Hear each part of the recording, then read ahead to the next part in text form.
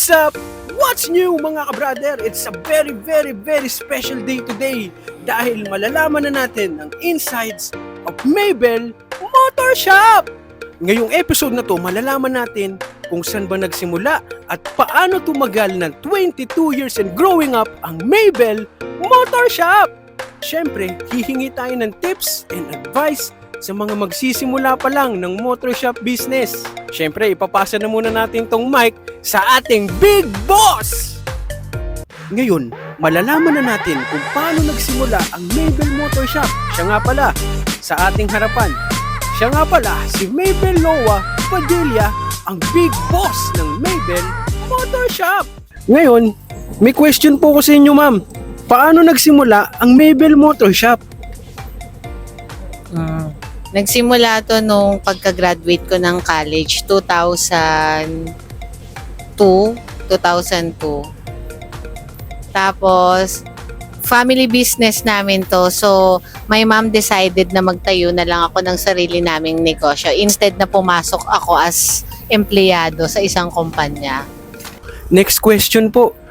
Ano ang mga parts mo?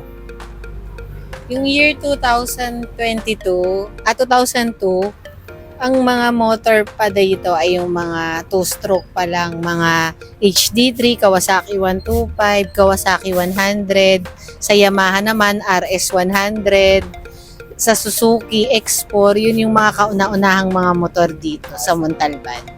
This new generation, marami ng bagong mga motor, iba't ibang uri ng FI motors, saka yung mga Yamaha, Suzuki, Honda, yung mga scooter, katulad ng mga NMAX, Aerox, MIUI, MIU 125. Sa mga Honda naman, Honda Beat, Beat FI, Click 125, Click 150.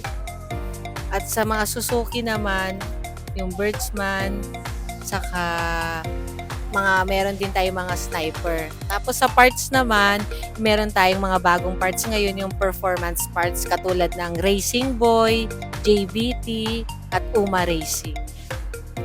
Next question po, at ito ang pinaka-importante. Paano tumagal ng 22 years ang Maybell Motor Shop? Tumagal ang Maybell Motor Shop ng 22 years ay syempre, unang-una, hindi kami nakalimot sa Panginoon na nasa taas. Lagi kami nagpapasalamat sa kabila ng pagiging mahina o malakas man ng negosyo. Hindi namin siya nakakalimutan. Siya ang una-una naming pinapasalamatan. Pangalawa, syempre, ang isang negosyo kailangan may pagsisikap, may pagtsatsaga, at ang pagiging tapat sa aming mga customers. Hindi lang puro kita ang iniisip namin, kundi ang makatulong din sa aming mga customers na dumadayo dito sa amin at tumatangkilik sa aming mga produkto. Bonus question po at last question na to. Ano po ang maibibigay niyong tips and advice sa mga magsisimula pa lang ng motor shop business? Syempre, ang advice ko sa mga nagsisimula pa lang ay kailangan maging matyaga, handang mag-take ng risk sa isang negosyo. Tapos, wag tayong manloloko ng kapwa natin. Number 1 yan. Maging matapat tayo sa lahat. Ang advice ko naman, siguro, pag kumita ka, lalo na ngayon, pag kumita ka, huwag ka agad bumili ng pangluho. Kundi yung kinita mo, idagdag mo sa capital mo. Kumbaga, additional capital yun.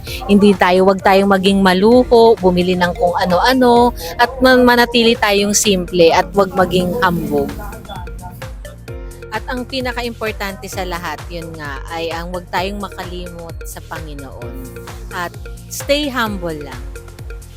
Mga ka-brother, alam na natin ang insights at stories, tips and advice mula sa ating big boss. Mga ka-brother natin na nagbabalak magtayo ng motor shop business dyan, alam nyo na ang tamang timpla at panlasa ng mga customers nyo. Kaya't ano pang hinihintay nyo?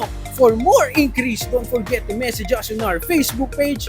At syempre, para hindi ka mahuli sa mga videos na ina-upload natin, don't forget to like, comment, share, and syempre subscribe to our YouTube channel. See you!